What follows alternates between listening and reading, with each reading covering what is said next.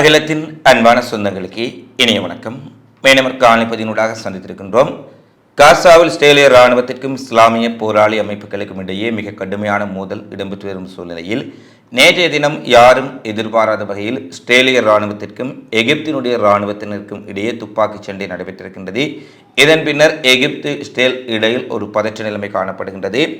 அடுத்து ராஃபா மீது இஸ்ரேல் நடத்திய கொடூரமான தாக்குதல் குறித்து நேற்று பல விடயங்களை பேசியிருந்தோம்.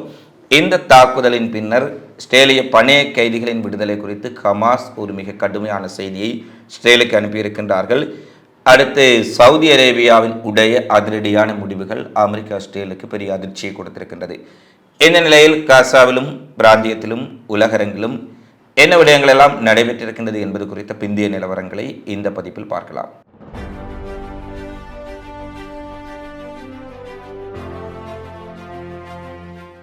அகதிகள் முகாம் மீது இஸ்ரேல் நடத்திய கொடூரமான தாக்குதல், அதில் பச்சை குழந்தைகள் கூட துண்டு துண்டாக எடுக்கப்படும் அளவுக்கு மிகப்பெரிய அளவு எரிந்து அந்த முகாம்கள் சேதமடைந்திருந்ததை நாங்கள் தெரிவித்திருந்தோம்.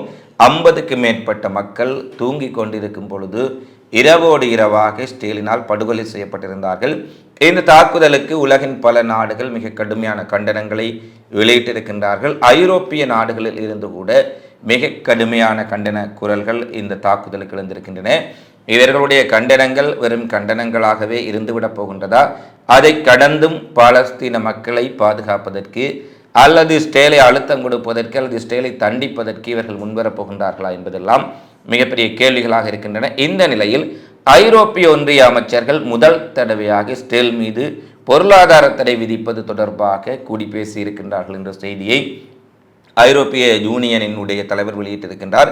குறிப்பாக காசா மீதான இஸ்ரேலின் போர் தொடர்பாக ஐரோப்பிய ஒன்றியம் முதல் தடவையாக இஸ்ரேலின் மீது ஐரோப்பிய ஒன்றியம் பொருளாதார தடைகள் விதிப்பதை குறித்து தாங்கள் பேசியிருப்பதாக அயர்லாந்தினுடைய வெளியுறவுத்துறை அமைச்சர் மைக்கேல் மார்டின் அவர்கள் தெரிவித்திருக்கின்றார்.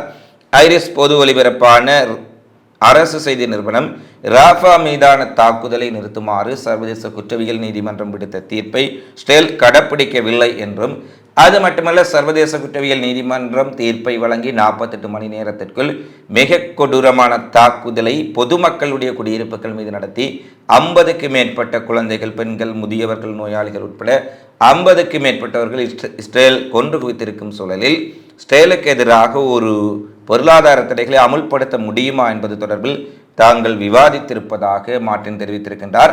ஐரோப்பிய ஒன்றிய அமைச்சர்கள் தடைகள் பற்றி ஒரு நீண்ட விவாதம் நடைபெற்றதாகவும், இதில் ஸ்பெயின், பெல்ஜியம் போன்ற பல நாடுகள், அயர்லாந்து போன்ற பல நாடுகள் இஸ்ரேலின் மீது பொருளாதார தடை விதிக்க வேண்டும் என வலியுறுத்தியதாகவும், சில நாடுகள் அமெரிக்காவினுடைய இடுபிடிகள் எல்லாம் கொஞ்சம் இருக்கின்றார்கள், அமெரிக்காவினுடைய கூட்டாளிகள், அந்த நாடுகள் இதற்கு ஒரு எதிர்ப்பு. ஏனெனில் இஸ்ரேலினுடைய இனப்படுகொலைக்கு பின்னால் இருப்பவர்கள் அவர்கள் இஸ்ரேலின் உடைய இனப்படுகொலை குறித்து ஆதரவளிக்கக்கூடியவர்கள் இதற்கு எதிர்ப்பு தெரிவித்ததாகவும், இருந்த போதிலும் பல நாடுகளினுடைய அமைச்சர்கள் இந்த பொருளாதார தடையை விதிக்கலாமா என்ற கோணத்தில் பேச்சுவார்த்தைகள் நகர்ந்திருப்பதாக தெரிவித்திருக்கின்றார்கள்.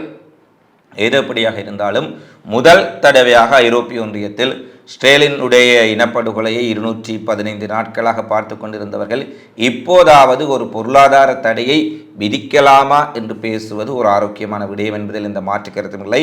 அடுத்து இங்கிலாந்தினுடைய வெளியுறவுத்துறை அமைச்சர் டேவிட் கேமரோன் அவர்கள் ராஃபா மீதான விமான தாக்குதல்கள் குறித்து இஸ்ரேல் இராணுவம் விரைந்து விசாரணை நடத்த வேண்டும் என்றும், பொதுமக்களினுடைய உயிரிழப்புகள் ஏற்றுக்கொள்ள முடியாதவை என்றும் அவர் தெரிவித்திருக்கின்றார்.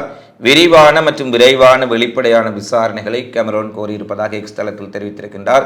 பிரிட்டன், அமெரிக்கா, இஸ்ரேல் என்ன அட்டூழியத்தை செய்தாலும் விரைவான விசாரணையை கோருகின்றோம் என்ற ஒரு கவலையுடன் அவர்களுடைய செயற்பாடுகள் நின்று விடுவது வேடிக்கையாக இருக்கின்றது. ஏனெனில் குற்றத்தை செய்தவர்களும் இஸ்ரேலியர்கள், குண்டுவெடிப்பை நடத்தி அங்கு மக்களை கொண்டவர்களும் இஸ்ரேலியர்கள்.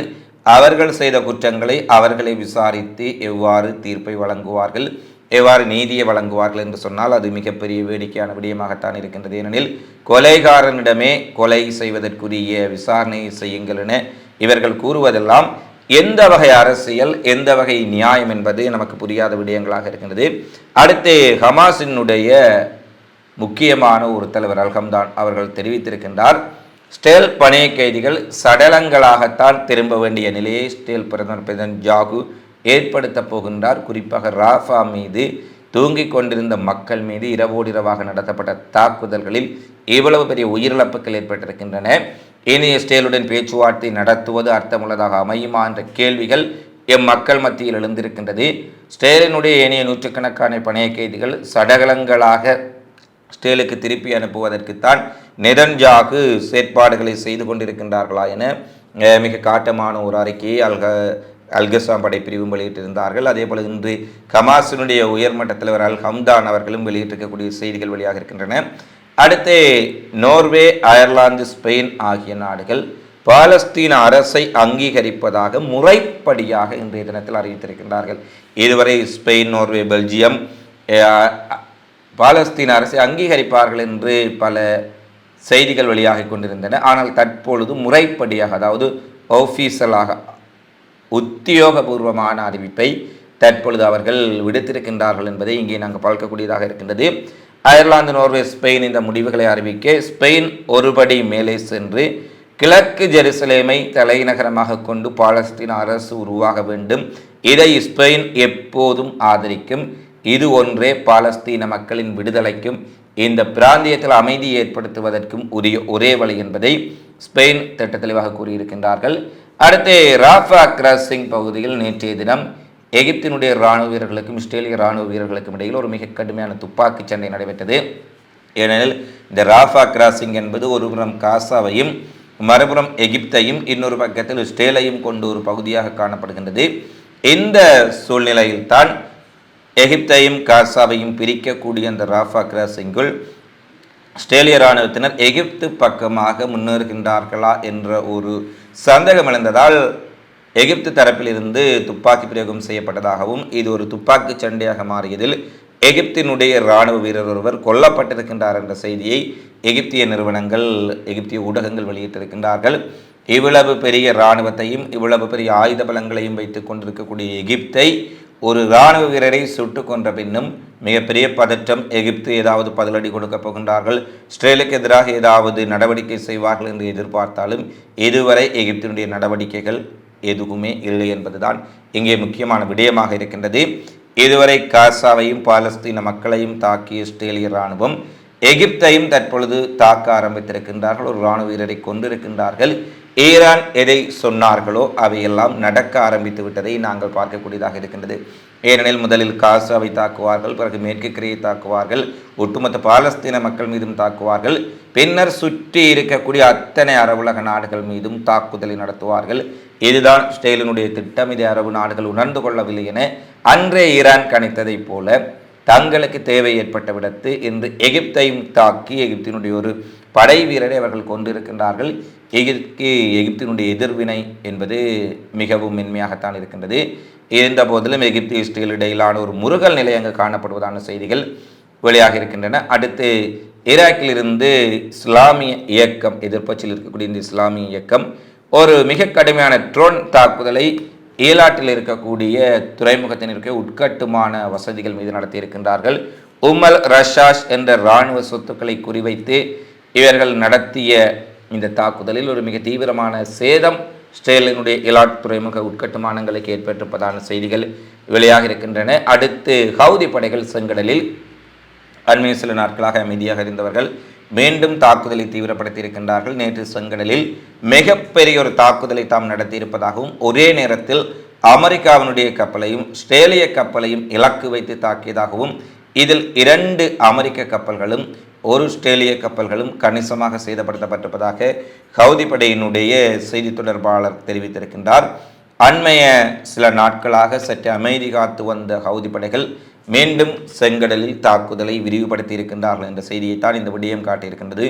ஒரே நாளில் 3 கப்பல்களை சேதத்துக்குள்ளாக்கி ஹவுதி படைகள் மிகப்பெரிய ஒரு அதிர்ச்சியை அமெரிக்கா இஸ்ரேலுக்கு கொடுத்திருக்கின்றார்கள். அது மட்டுமல்ல, ஹவுதி படைகளுக்கு எதிராக செங்கடலிலே அமெரிக்கா, பிரிட்டன், பிரான்ஸ் போன்ற நாடுகள் இணைந்து ஹவுதிகளுக்கு எதிராக தொடங்கப்பட்ட இராணுவ நடவடிக்கை கொஞ்சம் கொஞ்சமாக நீர்த்து போயிருக்கின்றது அல்லது தோல்வியடைந்து வருகின்றது என்பதை ஹவுதிகளின் தாக்குதல் மீண்டும் வலுவடைந்து வருவது திட்ட தெளிவாக காட்டுகின்றது. அமெரிக்கா தங்களுடைய நாட்டு சரக்கு கப்பலையே பாதுகாக்க முடியாதவர்கள், இவர்கள் எவ்வாறு செங்கடலில் செல்லக்கூடிய ஏனைய நாட்டு கப்பல்களை பாதுகாப்பு கொடுப்பார்கள் என்பதெல்லாம் மிகப்பெரிய கேள்வியாக இருக்கின்றது. அடுத்து சவுதி அரேபியா ஒரு அதிரடியான விடயத்தை செய்திருக்கின்றார்கள். இதுவரை சவுதி அரேபியா சிரியாவில் இதுவரை தூதரகம் இருந்த போதிலும் 2012ஆம் ஆண்டு ஏற்பட்ட முறைகளின் பின்னர் சவுதி அரேபியாவினுடைய தூதரகம் சிரியாவில் மூடப்பட்டது. ஆனால் மீண்டும் 10 வருடங்கள் கழித்து சிரியாவுக்கான முதல் தூதராக சவுதி அரேபியா நேற்றைய தினம் புதிய தூதரை நியமித்திருக்கின்றது என்ற செய்தி தற்போது வெளியாக இருக்கின்றது. இது சிரியாவுக்கான ரியாத்தின் புதிய தூதராக பைசல் அல் முஜ்பெல் அவர்கள் இருப்பார் என்ற செய்தி வெளியிடப்பட்டதுடன் 10 ஆண்டுகளுக்கு பின்னர் குறிப்பாக சிரியாவில் சவுதி அரேபியா தன்னுடைய தூதரை நியமித்திருப்பது, ஏற்கனவே சிரியா என்பது ஈரானினுடைய மிக நெருக்கமான நட்பு நாடு, இஸ்ரேலுக்கு எதிரான இஸ்ரேலின் எல்லையில் இருக்கக்கூடிய ஒரு நாடு. இந்த நாட்டில் இஸ்ரேலுக்கும் பாலஸ்தீனத்துக்கும் இடையில் முருகல் உச்சமடைந்திருக்கும் சூழ்நிலையில் சவுதி அரேபியா தூதரை நிறுத்தி இருப்பது நிச்சயமாக இஸ்ரேல் அமெரிக்காவுக்கு ஒரு எதிரான நடவடிக்கை என்பதில் எந்த மாற்று கருத்தும் இல்லை. ஏனெனில் சிரியா இஸ்ரேலுக்கு எதிரான கொள்கை கொண்ட நாடு மட்டுமல்ல, அமெரிக்காவுக்கு ஒரு தீவிரமான எதிர்ப்பு நிலை கொண்ட நாடு. ஏனெனில் சிரியாவின் உடைய அதிபர் அல் ஆசாத் அவர்கள் ரஷ்யாவினுடைய அதிபர் விளாடிமிர் புட்டினுக்கு ஒரு மிக நெருக்கமான நண்பர் என்பதையும் இங்கே நாங்கள் தெரிந்து கொள்ள வேண்டிய விடயமாக இருக்கின்றது.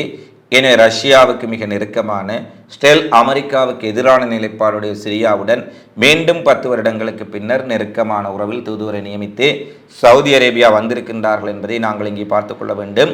சவுதி அரேபியாவினுடைய நடவடிக்கைகள் அண்மைய சில நாட்களாகவே அமெரிக்கா இஸ்ரேலுக்கு எதிராக இருப்பதை நாங்கள் தெளிவாக பார்க்கின்றோம்.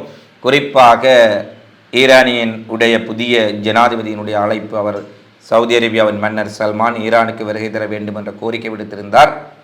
அதை சவுதி அரேபியா உடனடியாக ஏற்றுக்கொண்டிருக்கின்றார்கள் என்பதையும் நாங்கள் இங்கு பார்க்க வேண்டும். ஏனெனில் சவுதி அரேபியாவுக்கு கோரிக்கை விடுத்த மறுகணமே சவுதி அரேபியாவுடைய மன்னர் அங்கு சல்மான் செல்வார் என்ற அறிவிப்பு வழியாக இருந்தது. அதே போல அண்மைய சில வாரங்களுக்கு முன்னதாக மத்திய கிழக்கு பகுதிகளுக்கு விஜயம் செய்திருக்கக்கூடிய ஆண்டனி பிளிங்கன் சவுதி அரேபியாவுக்கு சென்ற பொழுது சவுதி அரேபியாவினுடைய மன்னரை அவர் பார்ப்பதற்காக சென்றபோது 6 மணித்தியாலங்களுக்கு மேல் அவரை காக்க வைத்துவிட்டு சவுதி அரேபியா மன்னர் நேரமில்லை என்பதால் ஆண்டனி பிளிங்கனை சந்திக்கவில்லை என்று கூறிவிட்டார் என்ற விடயங்களும் இதுவரை வெளிவராத விடயங்களாக இருக்கின்றன. ஏனெனில் சவுதி அரேபியா